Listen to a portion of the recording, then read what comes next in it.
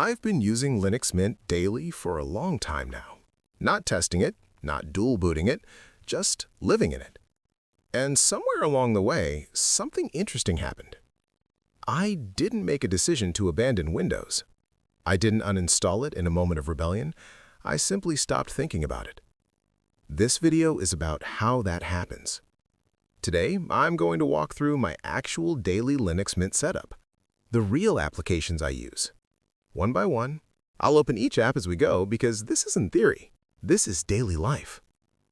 Let's start with the foundation. This is Linux Mint. Clean, calm, predictable. The desktop doesn't fight for attention. The panel stays where it belongs, menus open instantly, nothing animates just for the sake of showing off.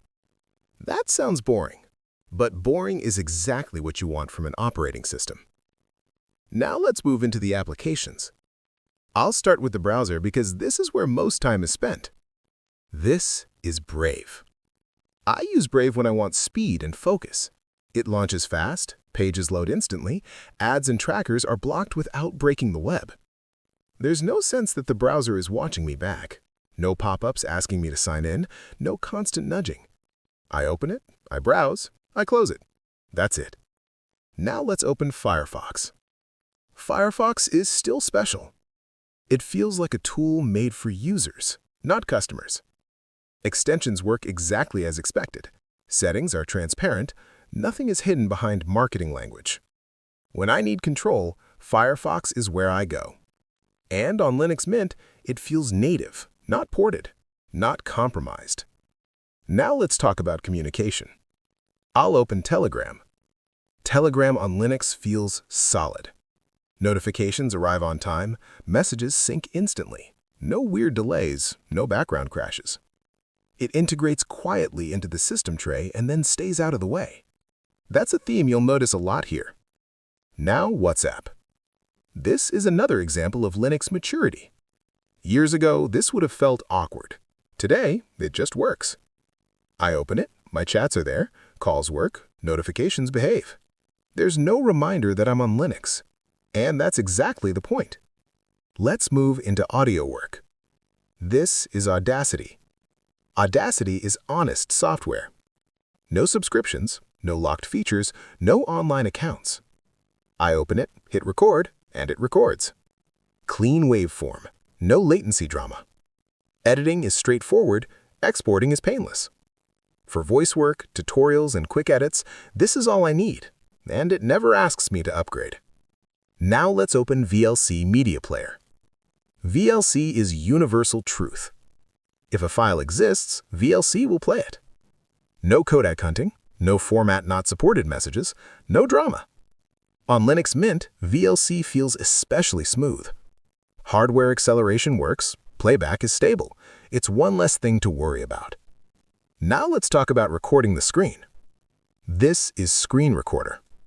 I click record, I do my work, I stop recording, the file is saved. That's it. No overlays, no forced tutorials, no cloud uploads. For someone making Linux content, this kind of reliability matters more than flashy features. Now let's move to text and code. This is Sublime Text. It opens instantly. No splash screens, no loading animations.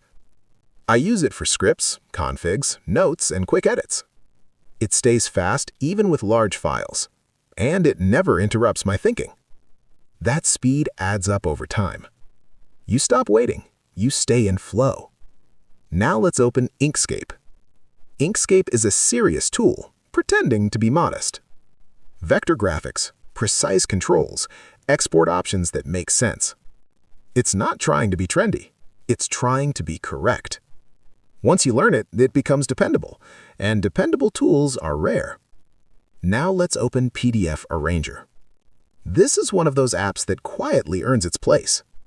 I open a PDF, reorder pages, split documents, merge files. All local. No internet, no uploads.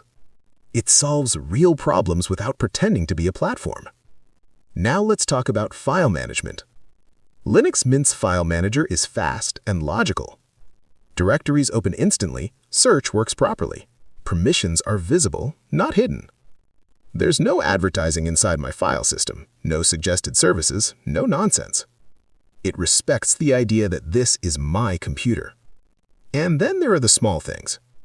System updates don't interrupt me. The system doesn't reboot itself. It doesn't decide to update in the middle of recording. When I update, it's my choice. When something changes, I know why. That builds trust. And trust is why Windows slowly disappears from your mind. Not because Linux Mint is flashy, but because it's consistent. At some point, you stop asking, can Linux do this? You just do the work. That's when you realize something important. You didn't switch operating systems. You switched expectations.